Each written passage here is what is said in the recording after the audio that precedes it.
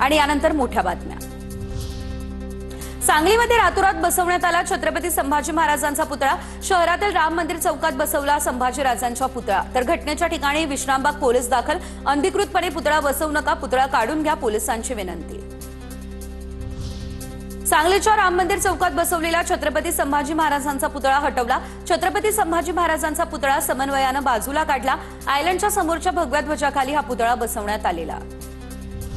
ठाण्यातील शिवसेनेचा खरा इतिहास सांगितला जात नाही। काही जण पदासाठी, काही जण लपण्यासाठी, तर काही जण वाचण्यासाठी जातात।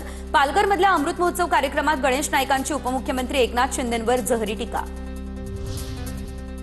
राज्यात आदर्श शाळांसाठी आराखडा बनवण्याचं काम सुरू। शालेय शिक्षण मंत्री दादा भुसेंची माहिती। राज्यातील 405 शासकीय शाळा डॉक्टर बाबासाहेब आंबेडकर आदर्श शाळा म्हणून विकसित करण्यात येणार। सातारा जिल्हा परिषदेच्या सभापतींची आज निवड होणार। जिल्हा परिषदेच्या आवारात 144 कलम लागू। शिवसेना आणि राष्ट्रवादीच्या भूमिकेकडे सर्वांचं लक्ष। भाजपची नेमकी काय रणनीती असेल याकडे सर्वांचं लक्ष। मुंबईच्या फॅशन स्ट्रीटमधील कॅफेवर महानगरपालिकेची कारवाई। महिलांच्या फिरत्या स्वच्छतागृहामागे अनधिकृत कॅफे उघडल्याचा प्रकार समोर। यानंतर मुंबई महानगरपालिकेकडून कारवाई। मुंबई महानगरपालिकेच्या कामकाजात एआयचा देखील वापर। कागद विरहित कामावरती भर द्या, पालिका आयुक्त अश्विनी भिडे यांचे आदेश। मुंबई महापालिकेच्या आयुक्तपदाचा पदभार स्वीकारल्यानंतर अश्विनी भिडे यांनी विविध विभागांची आढावा बैठकही घेतली।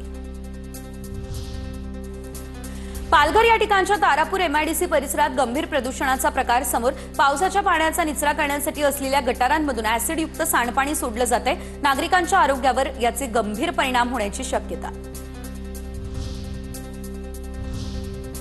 तर युद्धाचा आजचा 36वा दिवस आहे आणि या संदर्भातच युद्धाचे काही अपडेट्स पुढे बघूयात। काही महत्त्वाच्या बातम्या। अमेरिकेत आयात होणाऱ्या औषधांवर 100% टॅरिफ आता लागू होणार। याचा फटका भारतीय औषध निर्यातीला बसण्याचा अंदाज। दुसरीकडे स्टील आणि अॅल्युमिनियमच्या आयातीवर मात्र करात सवलत देऊन ट्रम्प यांनी उद्योगांना मोठा दिलासा दिला।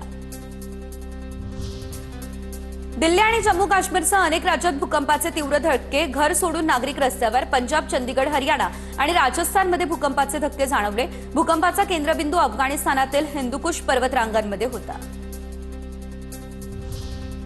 टोल प्लाझावरती 10 एप्रिलपासून व्यवहार पूर्णतः डिजिटल होणार। टोल नाक्यावरती रोख व्यवहार पूर्णतः बंद करण्याचा सरकारचा निर्णय। टोल नाक्यावर केवळ फास्टॅग आणि यूपीआयद्वारेच व्यवहार करता येणार।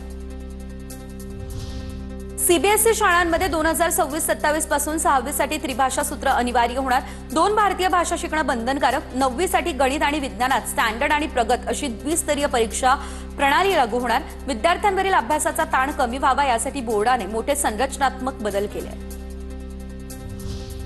नागपूर खंडपीठातील न्यायमूर्ती अनिल पानसरे आणि न्यायमूर्ती महेंद्र चांदवाणी हे 15 एप्रिलपासून कोल्हापूर खंडपीठामध्ये सेवा प्रदान करणार।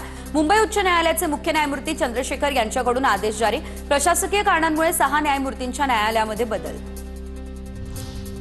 नाशकात व्हिडिओ व्हायरल करून खंडणी मागितल्याप्रकरणी तक्रारदार व्यावसायिकावर गुन्हा दाखल। व्यावसायिकानं 100हून अधिक महिलांचं लैंगिक शोषण केलं।